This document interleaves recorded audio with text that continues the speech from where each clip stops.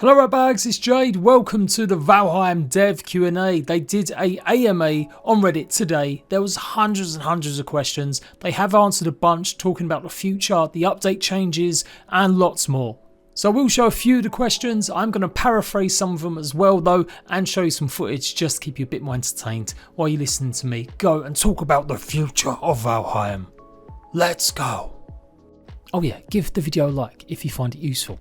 So the Valheim AMA had pretty much all the big guns. Richard Svensson is the creator of Valheim. Robin Eyre is the main art guy. Henrik Tornquist is also one of the founders. Jens Hellstrom and Josephine Bernstein, they are helping out with the community and moderation and a bit more.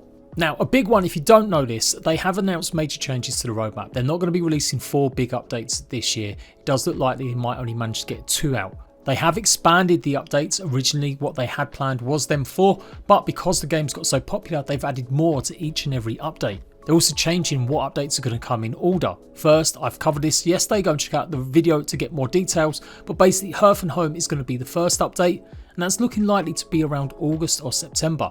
Officially in their blog post they said Q3, but Robin Eyre, one of the developers, did say, just saying, we are on vacation in July. So that to me says don't expect Hearth and Home to launch in July. It will be August or September that it arrives. After that they're going to be working on the Mistlands, the brand new biome.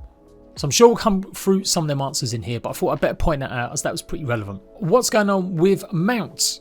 Grimcore, otherwise known as Robin, said yes. He's been speaking about this in some of his streams recently, that Loxes are going to be probably the main creature they're going to bring as a mount. Scrimcore pretty much says that he's going to do his best to make sure there is a mount, and it looks like he's trying his best to get the locks. Now he spoke about this in the past before, that he did a lot of artwork as if the locks would be mounted. But I don't want mounts to be simply just a quicker way to get across the map. They want the creatures to be really have a relationship with you so that you care for the animal and you manage it. But it does look likely that's going to be the first one that they may think about adding in the future, but it won't be coming in the Hearth and Home update. People were asking about trashing items, deleting them, and have just simply said that they are aware, but they've got no plans just yet, but they are looking into it. Someone wants to know if they're going to be adding cheese, and they've said simply they need some way to get milk by saying when there is milk, they'll add cheese. And obviously right now, the main culprit for that could be the locks. They've also said they like the idea of dyes being added to the game. They've already got it that you can customise your shields, so it might be something they expand in the future. The main creator has said that they don't have any more plans to add any more peaceful biomes. There won't be any more meadows added. They're currently planning on adding 3 more biomes, the Mistlands, the Deep North and the Ashlands, before they exit early access. What happens after, we don't really know at this point. Someone asked for a reason to use trophies more than they currently are. Right now they're pretty much just for decoration, and that's what developers want them to be. I personally think that it's probably right. You do get an abundance of trophies over time, so making some sort of use where you could either give yourself a little stat point or just make it an ingredient into something could be interesting. But so far they don't have any plans just yet. Now I have got a question here asking how many of the team have beards and who has the most Viking-like beard. I ain't gonna lie, some of these questions are funny, they're nice, and unless I really find a developer answer really funny, I'm not necessarily going to list any more like this. I really want to deliver the information that most of you guys really want to know. Apparently Eric has the most Viking-like beard in the team. Are there any plans on adding more land transportation beside the cart, something that tame locks may pull or so? Adding variants to the existing cart is something we could consider. Adding other types of land transportation sounds like an interesting challenge, but it's not something we have planned currently. That was from Devoidus, the creator.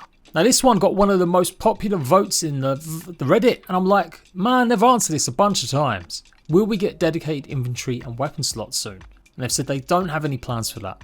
They do have plans possibly for implementing bags or other ways to give you additional inventory slots though in the future. Could you add rivers and water physics that let us play with water more for builds? I would absolutely love creating a dam to direct natural river flow. To add simulation to the rivers and oceans would mean that we'd have to re-implement the whole water system, which is quite a big task. We'd love to add it since we like to build dams and the like, but it's technically difficult and something we'd have to think long and hard about before even working on. Short answer, it's improbable to happen, but not impossible. Are there any other plans to add farming or food items that can currently only be attainable by scavenging? It's a pain needing so many thistles, etc. by the late game, but still only being able to craft them by finding 2 or 3 about.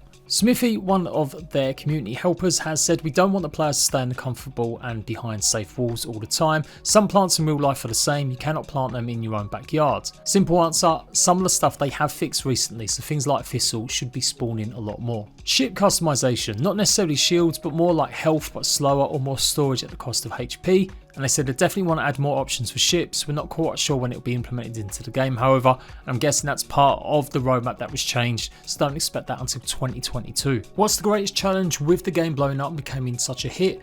They had over 100,000 people in their Discord within a very short time, and they just really didn't have enough ways to deal with it, so they did hire more community managers to help out. In hindsight, putting out the roadmap with 4 updates for the first year was obviously not a good decision, as this only exacerbated the pressures with the days going by of us actually being able to work on those promised updates. Any thoughts on adding skills for cooking, farming, husbandry, sailing, smelting, crafting or gathering? Devoidus pretty much said definitely thoughts on crafting skills. The challenge is figuring out a way to do it that works well with the existing system, e.g. quality and extensions, etc. But I hope we will figure out something in the future. Sailing skill is also something we've talked about but not high priority at this point, but definitely we'll consider it in the future.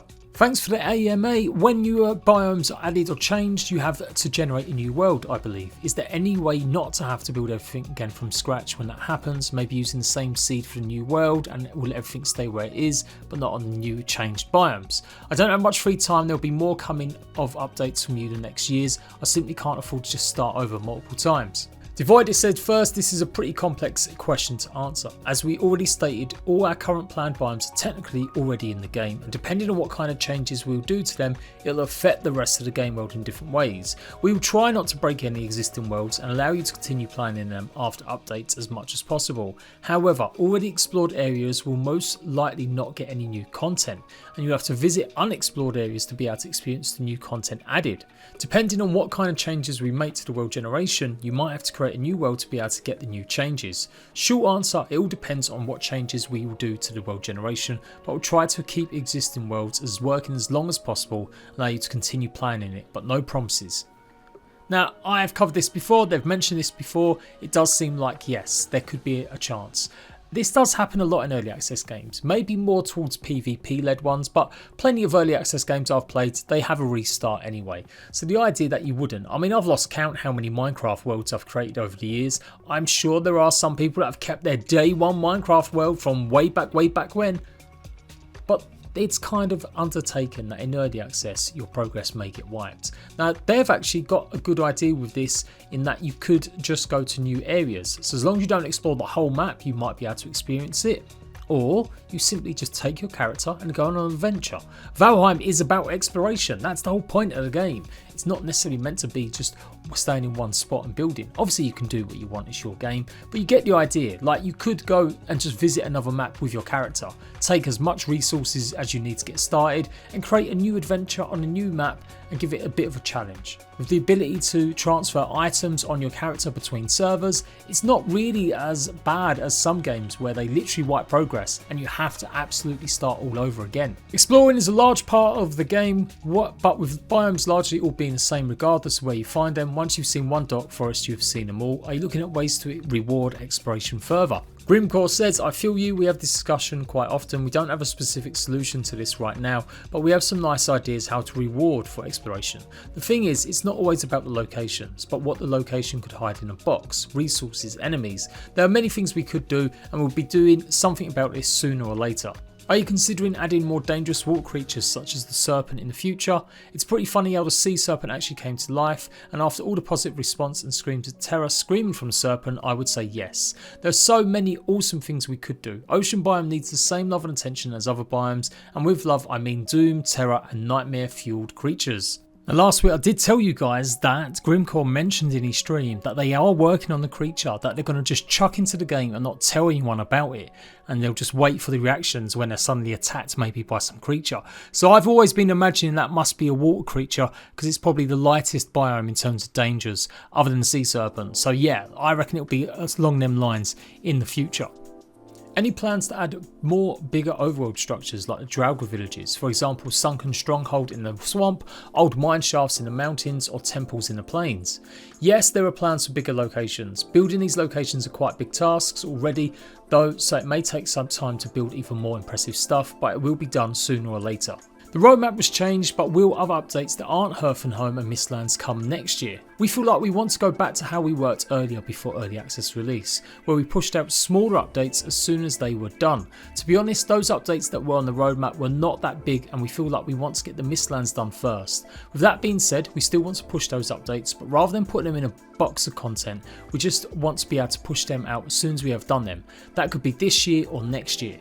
So that's a great answer, and I think that will hopefully alleviate some of the fears that people are going to wait 3 years to get one of the updates. Have you considered making building items available to switch upside down, like for instance the wood wall 45 degrees and wood wall 26 degrees would sometimes be perfect if placed upside down, fill a hole when trying to build something more different.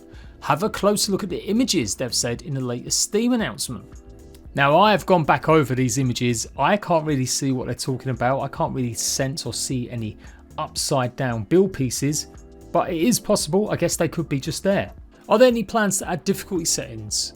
My wife and I are loving the game, but it'd be great to replay it again on harder mode, tougher monsters, etc. And I simply answered to a bit of a more extended question there. This is something we would consider when the whole game is out of early access stage. Will you increase or add a way to increase the dig limit and render distance? Love the game, keep up the good work. No plans to allow players to dig deeper and no plans to further the render distance. Are there any more plans for NPCs or shopkeepers? Will we be getting more decorative items, etc.? I believe they are going to add more NPCs, that's what Grimcore says. There is so many mystical and epic NPCs we could do, everything from the Bog Witch to Baldur, Halder's competitive trader brother. I think they have a nice flavour to the game. Will we ever see more of Halder's kin? It feels kind of weird he's the only normal dwarf out there. He earns money without many places to spend it himself. There are rumours that more of the Verger kin are making their way to Valheim. Halder was something of a trailblazer, you might say.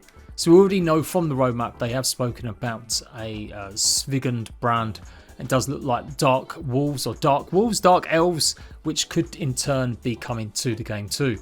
Will dual wielding of one-handed weapons be a thing? If we put dual wield into the game, it would probably be called twin axes, twin blades. You'll not be able to choose different one-handers and customise which ones you use. Not saying we'll put that in, but if we do, I think that would be badassy deluxe. Are there going to be more additional mobs or interactive creatures that's going to come with the Hearth and Home update? Yes, but you'll have to wait and see. We'll be able to name tamed animals. I'll fight everyone at Irongate, I will win, therefore you should be able to name your animal Bob or your desired pet name. That's from Grimcore. Are you ever considering adding tobacco, some sort of Tolkien-esque pipe weed as a crop recipe base? Having a usable pipe with an accompanying interaction animation sounds great. Any issues regarding tobacco use notwithstanding, it definitely could be on the cards for the future. Will you add quests? Quests, the big question. You either hate or love quests. We have no current plans for implementing quests or quest lines right now. Who in the company has been riding the horse the most? The horse is technically not owned by the company. We simply chose to sponsor the town's riding school with money for a new pony, since we believe it's important to be part of the local community and create connections with our neighbours. We haven't actually met the Valheimnews yet, but we're going to hopefully take plenty of cute pictures when they do. How has Valheim's success impacted your lives? For me, it's been great, says Grimcore. Before I started working at Irongate, I'd always wanted to work at Riot Games and Blizzard, but the more I worked with the game at IG, the more I just felt that this company is more than company, it's my family. With the EA release, people from Riot Games and Blizzard contacted me and asked if we were looking for people. This, for me, was such a huge thing. It's humbling and puts things into perspective. That was probably the biggest thing. Also, having other developers who I constantly look up to congratulate us for what we did. This was reward greater than money, and that was from Grimcore. Now, from a moderator of the actual Reddit, but not anyone from the actual dev team, any plans for Steam workshops, please? And he just simply says he liked that question. I like it too. I've mentioned it a couple times now. I think everyone else has that. Yeah, it's hard work getting mod support on Steam. It does mean you get a lot more problems and issues where people report bugs even though it's the mod causing it.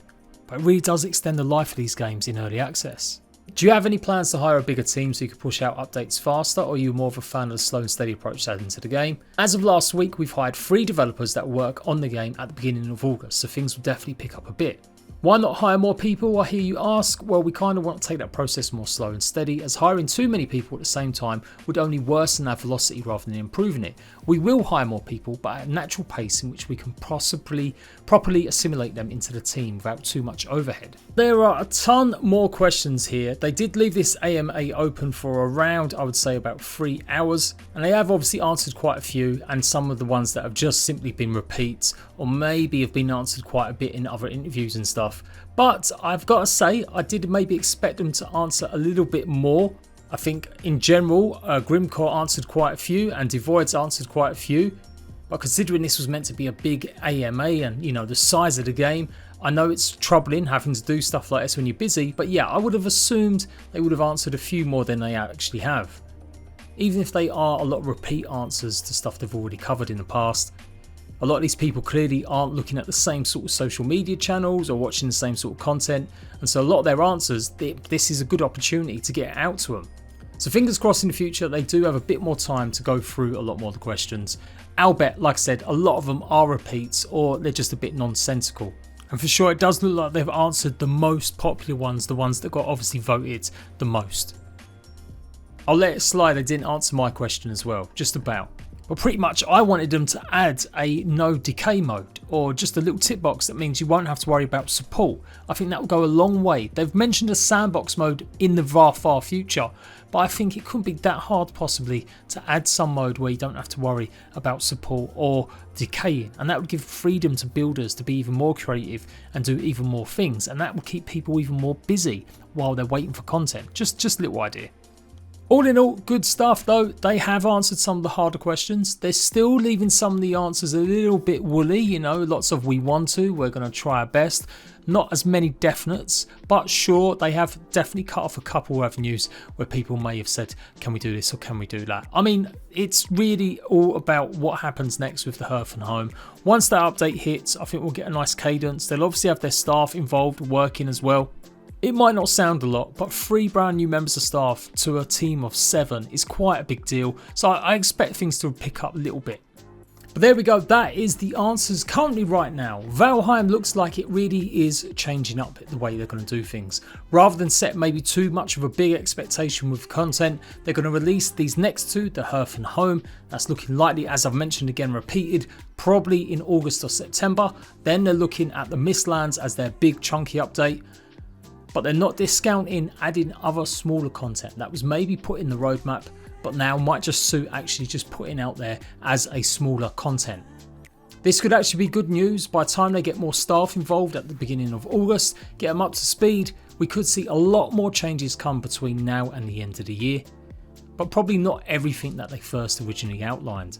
As always, I'll be there to drop the news first as ever and give you a lowdown. Make sure you check out my Valheim Let's Play. I'm going back to basics every Tuesday, Thursday and Saturday, showing you guys what you should be doing in Valheim, and I'll see you rat bags for more very soon.